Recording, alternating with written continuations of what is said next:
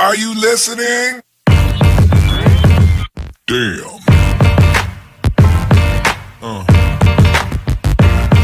Yeah. Yeah. Another episode of Trash Talk. I'm Damian Hill. Without me tonight is TJ O'Connor. He's actually out busy doing family stuff for Christmas and shit. But today we're here to talk about the fighters that come into the gym that don't really have a history of playing sports. You know, not necessarily growing up in a sports league or growing up even competing in boxing or wrestling and all of that stuff. But then they decide that they want to walk into an MMA gym. And that's the first time that they have an introduction to being coached. Which, honestly, I don't really like.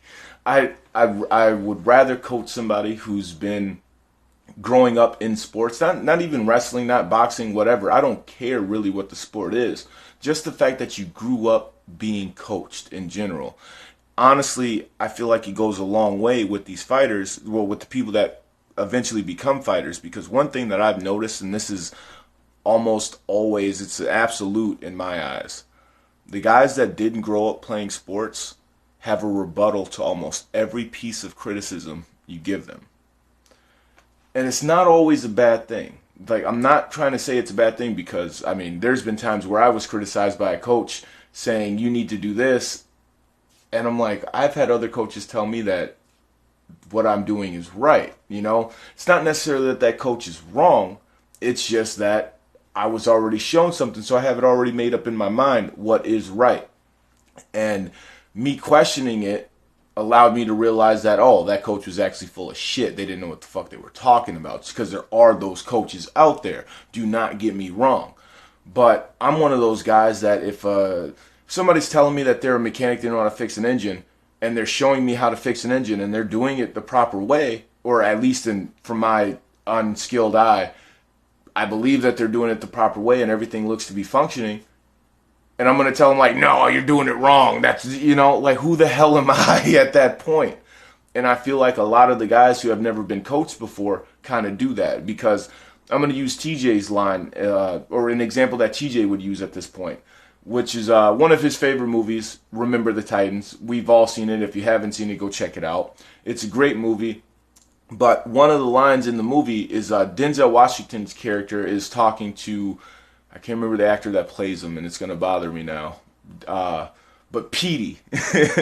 So he says to Petey, why are your blockers, or he says, because he fumbled the football.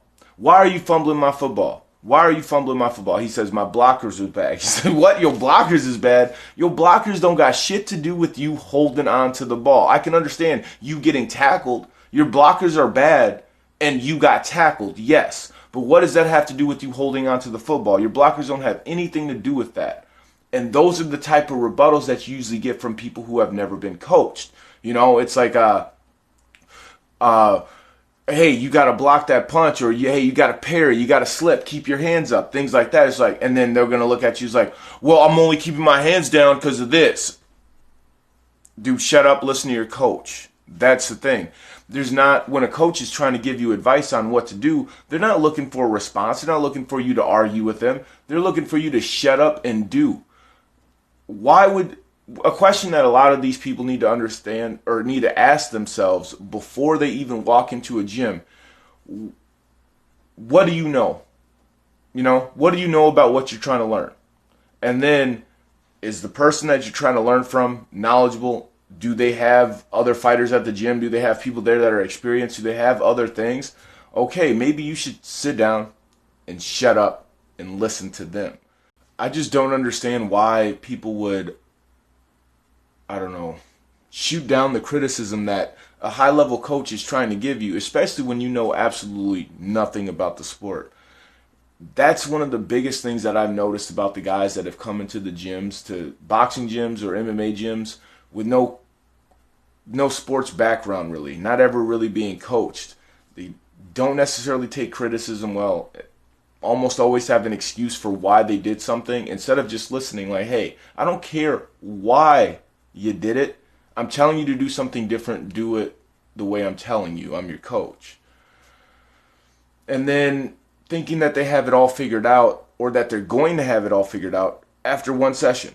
You know, I've worked with the guy who's, I mean, I'm not going to say his name, but he's never played sports before, you know, grew up in the streets thinking that he's a tough fighter, you know, comes into the gym and I'm trying to teach him stuff, but he's wanting every lesson all at once.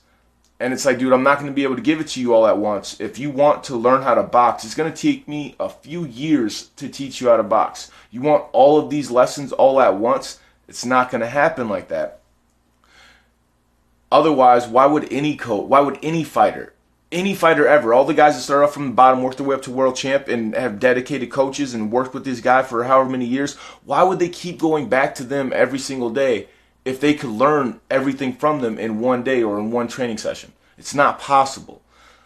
That's an unrealistic expectation that I feel like a lot of guys have that have never been coached before, because growing up in Taekwondo and football and wrestling, fuck, it took me a few days to learn how to do almost all of the moves, or to learn blocking patterns, or to learn why to do this type of a block, or why it's smarter to do certain things in certain situations than it is to just answer with brute force or the way my mind would think. You know, it took multiple practices, not just one. And granted, I was in Taekwondo for a few years and I was in football for a few years. It's like maybe I started playing football in 5th grade, but something that my coach said to me in 5th grade didn't click to me until I was in 8th grade playing football.